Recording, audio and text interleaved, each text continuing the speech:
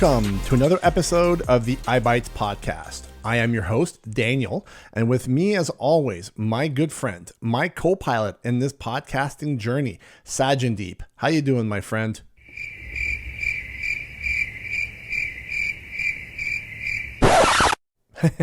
Whoops, I forgot. I'm actually doing this one solo this week. Awkward.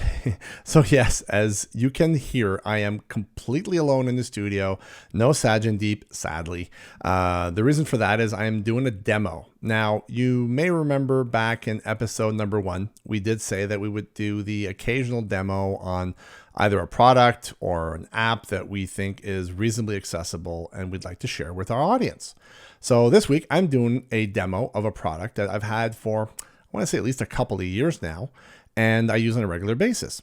Now, I'm not sure if this product was ever designed with accessibility in mind, but with a bit of practice and a bit of patience, anybody can actually use this product fairly easily. Now, what is this product? Well, let's find out. But first, in order to make the demo just a little bit extra special, I decided to record it using binaural microphones. So in order for you to get the full effect as if you're actually there with me, I would recommend you guys put headphones. So now that we got that out of the way, let's do this.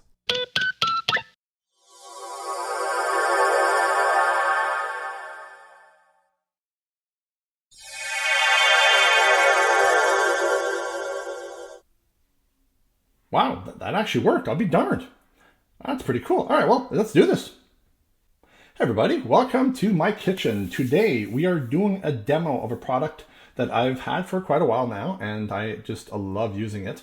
The product itself is called the OptiGrill, and it's made by T-Fal. I'll do the best I can to put the link in the show notes to the product on Amazon. I'll try to find the links for the Amazon US store and the Amazon Canada store, since I'm proudly Canadian.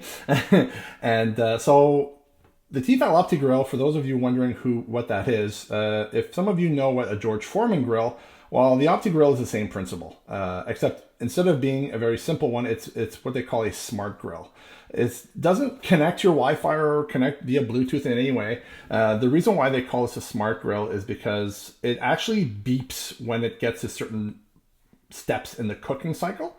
And it also has a light in the front of the handle, an LED light that will change colors based off where you are in the cooking cycle.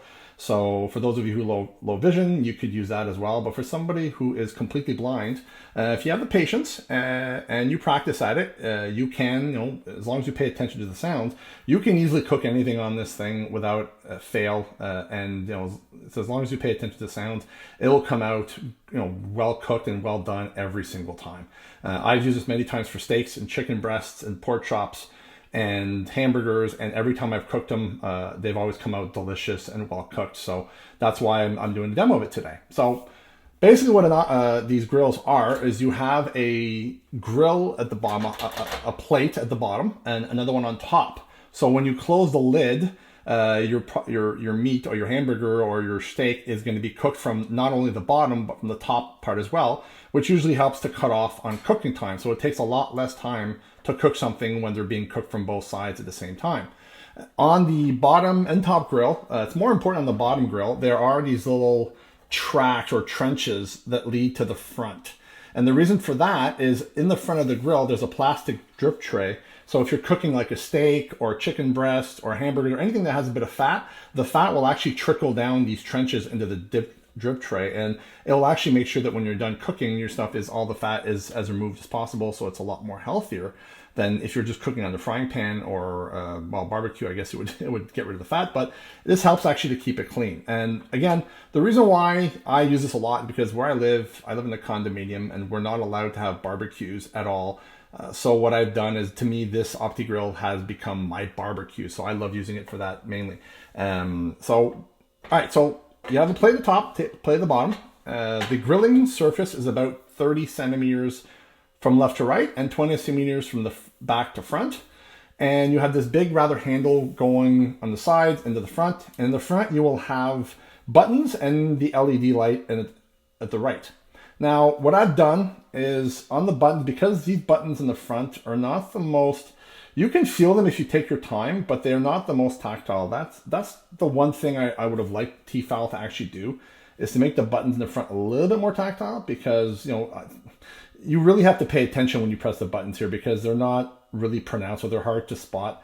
What I've actually done is I've added a little strip of braille at the top side of the handle, so it kind of refreshes my memory what each button does. Because if I haven't used this in a few weeks, I might forget what each button does, or the order. It's mainly because this thing has 6 modes, and the modes, sometimes if you don't use it for a while, you might forget which item is where in the list of modes.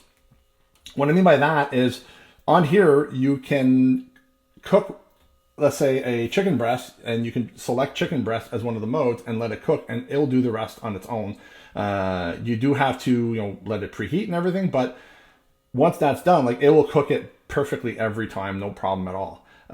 And so go over the front here. So the buttons that we have here, we have from left to right, you have a power button, you have a defrost button, then you have 6 modes, and the modes from left to right are hamburger, then you have chicken, sandwich, sausage, red meat, and fish. Then after that, you have a manual button, and then you have the OK button. Now, to clarify a little bit more, so the power button is pretty self-explanatory. That turns on the machine or turns it off. You do have a defrost button. So let's say, for example, you're cooking a hamburger and it's frozen. Well, instead of just pressing the power, then the hamburger button or the hamburger mode and press OK, you would press the defrost button first to tell the machine that, oh, these hamburger patties are frozen. Then you would press the hamburger button, and then you would press the OK button to start the cooking cycle. So that's what the defrost button does. Then you have the 6 modes, which are pretty self-explanatory. So your hamburgers, chicken, sandwich, I'm guessing for grilled cheese, sausages, I've cooked Italian sausages, I've cooked pork sausages. Then you have red meat, which can be your pork chops, your steaks, and then fish is the last one. And then you will have the manual button. Now this, I actually have not used it at all. So basically what happens with the manual is when you press the manual button, you basically toggle between 3 temperatures, low, medium, and high. And once you've selected the temperature, it'll start heating up, and then you can put your meat in between the grills and let it cook. But you're the one that actually has to time everything and then take it off the grill when the timer runs out. The reason why I like the modes is the mode does that for you. You don't have to worry about timing it. You just select the thing you want to cook. You press OK, it will actually preheat, and you put your stuff on it, it'll cook, and it'll beep and tell you when the product's been cooked to rare, medium, well done. And then that way, you don't have to fuss about the manual. But if you want to explore, if you have sighted family members who want to cook something and they want to put a certain time, they can press the manual, and the manual button will cycle between low, medium, or high temperatures. And then the OK button is to confirm and start. Now, to go over the cooking cycle itself. So the cooking cycle, when you power it on, let's say I'm cooking some hamburgers who are defrosted. For starters, actually, before I forget, you cannot cook anything with bones on this. I remember reading the manual for the OptiGrill, and one of the precautions that they said is do not cook anything with bones. So chicken, steaks, pork chops, they recommend you do not cook anything with bones, because apparently it might affect the cooking and it might not cook as well. So I've always cooked stuff like a boneless chicken breast and steaks and pork chops with no bones, and that's always done a pretty good job. So going back to the cooking. So once you press the power, you select your hamburger, you press OK. So what's going to happen is the machine's going to start preheating. And once it's ready and it's preheated, it'll do 3 beeps. That and the LED light in the front will change to purple.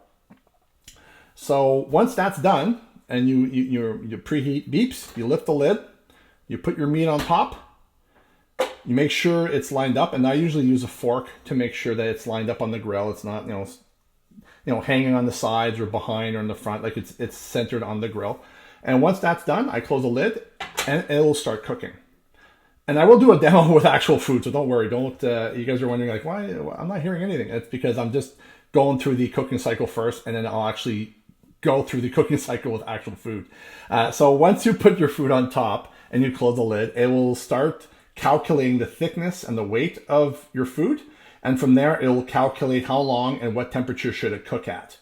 Once it reaches that level and it starts cooking, it will beep once. That and the LED will change from purple to green. That tells you that, okay, the grill has figured everything out. It's starting to cook. Shortly after that, it will beep again, probably a minute or two after. What that means is the third beep that means it's rare.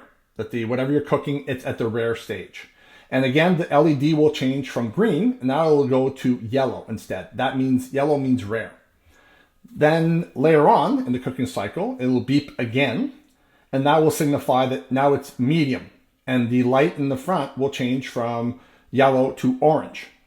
And then when it gets to the very end, the fifth and final beep, and this one is actually similar to the preheat beep. It'll actually beep 3 times. So the preheat beeps 3 times, I think. Then your cooking, rare, and medium beeps once. And then your well done will beep 3 times.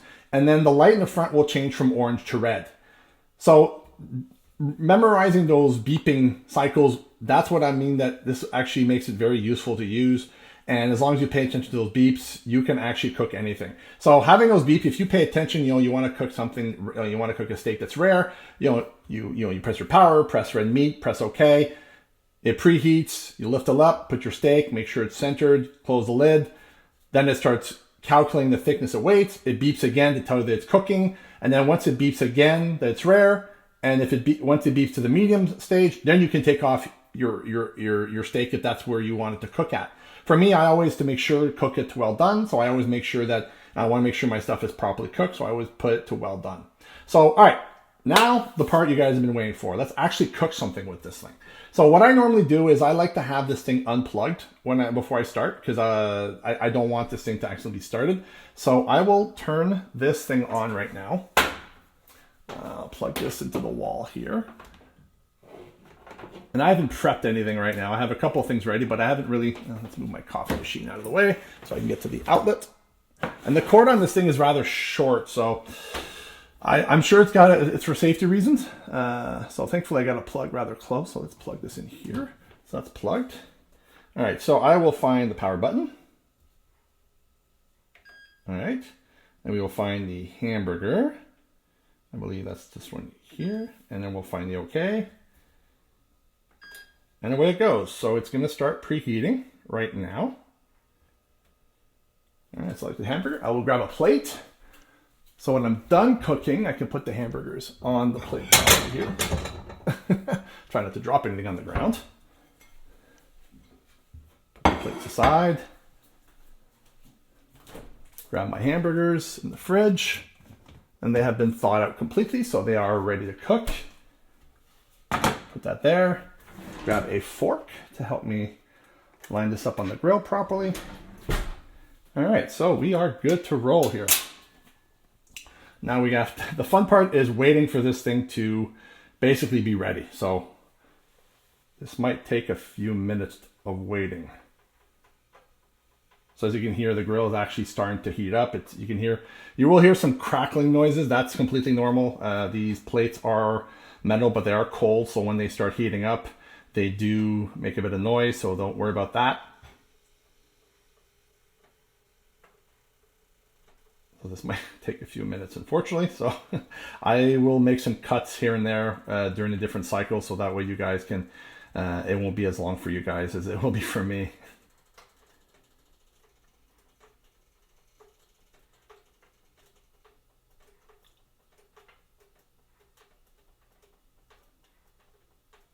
All right, so this is going to be taking a while. I'm actually going to cut at this point, and we'll come back when the grill is preheated.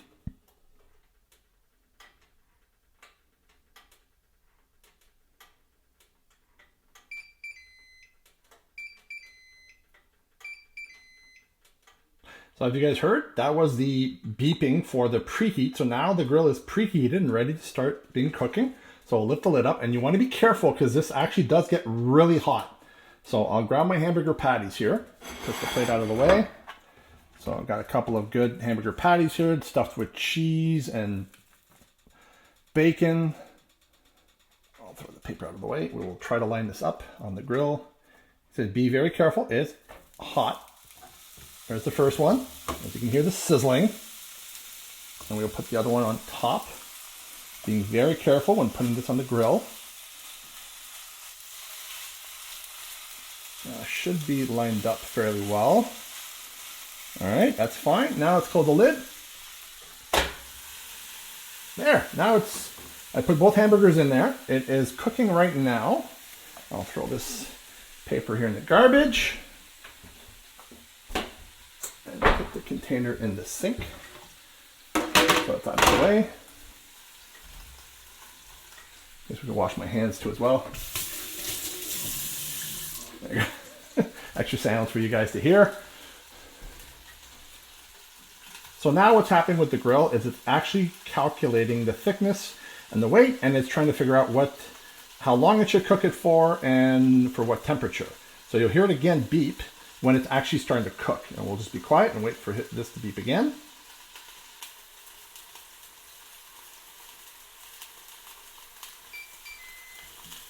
There you go, you've heard the other beep now. That's telling me that now the thing is cooking. So this is where the light would go from purple to green. And it shouldn't take too long for the rare part to kick in. It usually beeps fairly quickly afterwards. So we might not edit this part off. We might keep this in the recording.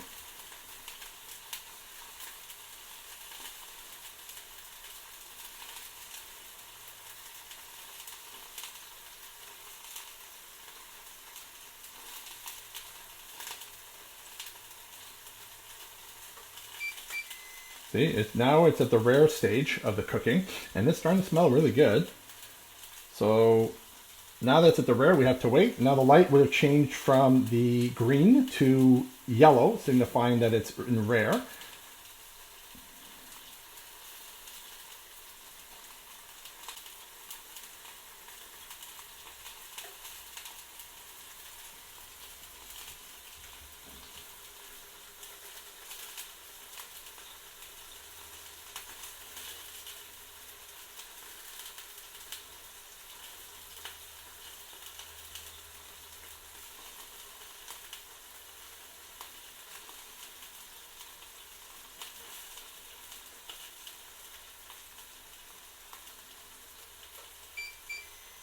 There you go. There it's in the fourth beep. This is signifying that it's in the medium stage. And again, the light will change from the yellow to orange in the front. Well, at least that's what people have told me what the colors are, so I'm assuming that's what it is. And well done. It's actually starting to smell really good, and you can hear it sizzle quite a bit. I'm guessing with this binaural recording, it might actually be kind of cool actually hearing the sizzling.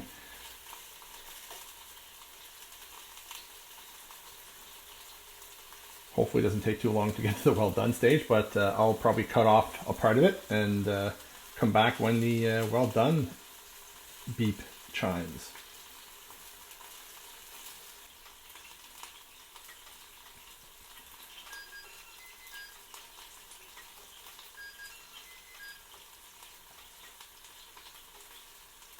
All right, so there was the beep for the well done. Now, I was mistaken. I thought it was the same beep as the preheat, but it sounds like it's not the same. It's and it will keep repeating that beep until you lift the lid up. So I will lift it up now. Ooh, this is actually looking good, and it's smelling good too. And it's still beeping even if I'll actually unplug this thing before I forget. Plug that. So now the grill is completely shut off. I'll grab my little fork here so I can try to find, I use the fork as a guide to help me find where the hamburger patties are and grab them and put them on the plate. Try to anyways, if I can. There's one hamburger patty. Looking really good too. I'm going to grab the other one here. Try to gently grab it and slide it off. And it fell right off. Damn. Oops. A bit of a mess now, but that's okay. The joys of being blind, making a bit of a mess. A bit of cheese and bacon sliding off. That's actually really good. Put the fork in the sink. So now that that's done, I got myself a nice little lunch here. And I'll have to clean the mess up a bit afterwards. But, so when I'm done the cooking, just a little tip. What I normally do is I unplug it to make sure it's powered off, and I let the grill sit, I'd say maybe 15 to 20 minutes, because right now it is rather hot to the touch. So you would wait 15, 20 minutes, Once you're done, once it's cooled off enough, you can keep checking to see if it's cool enough for you. And once it cools off quite a bit, what I typically do afterwards is on the side of the grill, especially, so if you look at the bottom part of the grill, on the front left, there's a button you can press. And what this does is this will actually unlock the bottom plate. So you can lift the front part of the bottom plate up and slide it towards you. And I put that grill in the sink, and I'll grab the top one. Also has a button, the top left. And when you push down that button, it unlocks the top plate, and you can just tilt it towards you and then lift it up. And I put both plates in the sink, let it sit there for half an hour with soap and warm water. And then I'll take the drip tray out, and I will wash the drip tray properly, get all the fat and all the grease out of there, and put it aside. And once the plates are, I'll leave the plates in the sink for half an hour. Once it's been about half an hour, I'll take them off. I will wipe them down with a washcloth properly. I'll run it in the tracks to make sure I get all the crap off. And then once it's all cleaned out, I will rinse it off with lukewarm water. And right here next to my sink, I actually have a dish rack, which I then put the plates on top and let them there sit until the next morning. And next morning I'll wake up, grab the plates, and I'll put everything back together and snap them. I'll put the plates at the bottom plate back in its place and the top one, and put the drip tray and then put it away. One thing you need to know as well is on the grills themselves, the bottom and the top one, there is these little grooves in the back. And the reason for that is in the back of the actual grill, where the main body, the bottom part, there are these little hooks that you have to line up the grill into, and then you snap the front part where the button is. And the same goes with the top grill as well. When you look at the top half at the bottom of the grill, there's actually these hooks, and on the grill itself, the plate itself, there are these little grooves that you have to slide it in and then push it backwards to snap into place. So you want to make sure you slide them into those grooves properly, so that way they stay in place. And then, like I said, once you've rinsed them, cleaned them and everything, and once they're dried up, you can then put them back on the OptiGrill itself, put it away, and make it ready for the next time. So hope that was a good demo for you guys. Now, I think this grill here, when I bought it, was about $130, roughly Canadian. 130, 150, I'm not sure. Like I said, I'm going to put links on the Amazon US store and the Amazon Canada store. There is a bigger brother to this one. It's called the OptiGrill XL. And the OptiGrill XL, if memory serves me right, it's roughly the same size as the OptiGrill, except it's, instead of being 30 centimeters wide, it's 40 centimeters wide. So it's got a couple of inches on each side, but the front to back length is the same. So it's still 20 from back to front, but instead of being 30 from left to right, it's 40 centimeters from left to right. So it's a little bit bigger. And the grill also has additional modes as well. I'm not sure. I believe there's the typical 6 modes there on the OptiGrill, but I do believe that they have a bacon, and the other 2, I'm not quite sure what the other 2 modes are. I do have a friend of mine who bought one, and he loves it as well. But that one, last when I looked at it, the price in Canada was $350 for the XL model, while the smaller one was about $150. So it was a little bit more reasonably priced. But yeah, if you are looking, if you have a bigger family, you might want to get the XL model in order to, because you'll have more room to cook more stuff at once. On here, the burgers I use, I've been able to put 3 burgers on here at once. I've been able to put a couple of, let's say maybe probably 6 or 7 Italian sausages, and then pork chops and chicken breasts. I've been able to maybe put 3 or 4 chicken breasts and about 3 or 4 pork chops, depending on the size. But you say once you kind of get a feel for the size, you can kind of figure out, based off what you're cooking, how much you can put on the grill. And that's why I like using the fork. The fork helps a lot to help you guide and make sure that you have it centered on the grill properly before you close the lid and start cooking. So I hope this was helpful for you guys. And yeah, if you guys have any questions, you can reach us out. I'll leave a message at the end with our contact information. Yeah, hope you guys enjoyed the demo. And Scotty, 1 to beam up.